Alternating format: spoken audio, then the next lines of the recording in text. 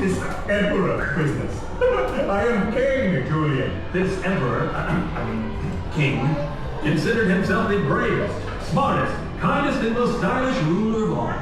Not gonna lie, all true. Especially the stylish part. Time passed merrily in the kingdom of Madagascar, when one day several strange black and white creatures arrived in King Julian's court. Why do I feel like I've met these guys before? The strangers marveled at King Julian's taste in headgear. That's the most ridiculous thing I've ever seen in my life.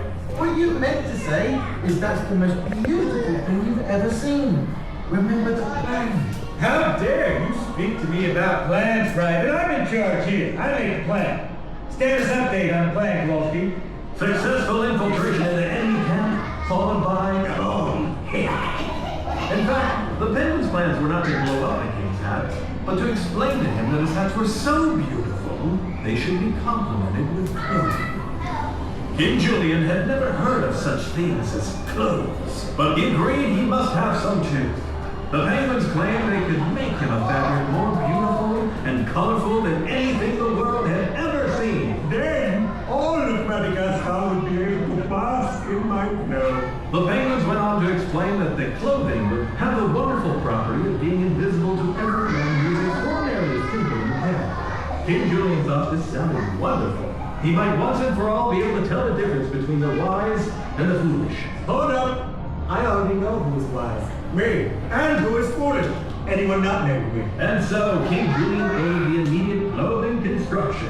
The Penguins requested that they be brought all the necessary materials for creating such a fabric. We're gonna need plenty of fish and plane parts. Anything that can get a steel bird airborne. No reason. We should probably ask for materials that could be useful in making cloth, sir. Sidebar, Kowalski. If we can escape this war zone, we need a plane, not a new wardrobe. Roger that, sir. But we also need to make them believe we're actually making the Emperor's new clothes. It's deception, sir. Art of war. If you were Jim Biden and smelled better, I'd kiss you.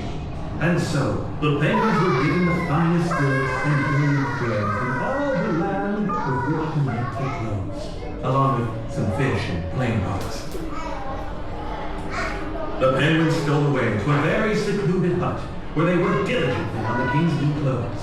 Or rather, they pretended to work diligently. The Penguins had no plans on ever making anything for the king, for they simply wanted to fix their plane and escape to Monte Carlo. Meanwhile, the king met with his most trusted advisors, Mort and Maurice. Go and see if you can find out what is happening with the penguins. Maurice went to see the penguins at work. Maurice stared on at the empty looms in the room, and for the life of him, he could not see anything. But he remembered that this fabric was invisible to someone who was a simpleton. So, Maurice, what do you think of our weekend? Maurice realized if he reported he saw nothing, he may be thought a fool, and so he exclaimed that it was excellent, and he would tell King Julian without delay how beautiful they were.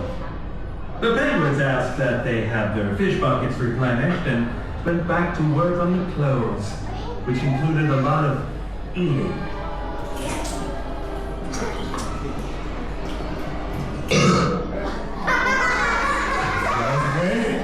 Where is this fabric that shall grace the shoulders and unmentionable parts of my glorious body? There it is, King Julian. Isn't it marvelous? I like it. King Julian found himself in a very curious position indeed, for he saw nothing. But Maurice spoke of the fabric's beauty. Could it be that King Julian was a fool? Don't be ridiculous. It's the most beautiful thing I've seen since I gazed upon my reflection in my private waiting room.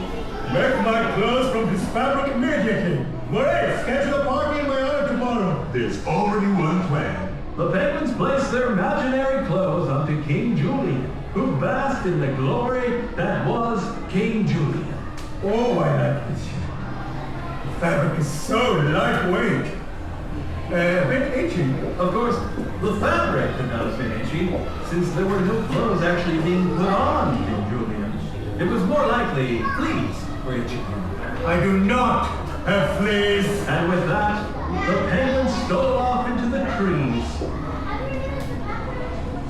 And King Julian walked the jungle of Madagascar while all those around him, wanting to please the king, spoke of how beautiful the emperor's new clothes were. Until suddenly, a lone voice called out, remarking how the emperor was, in fact, Naked! He's naked! The emperor has no clothes! Oh, dare question my heart and grandeur!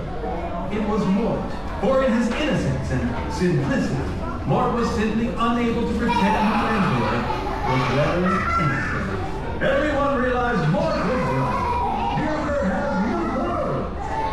Even King Julian began to realize he had been duped. But his pride forced him to pretend he knew all along.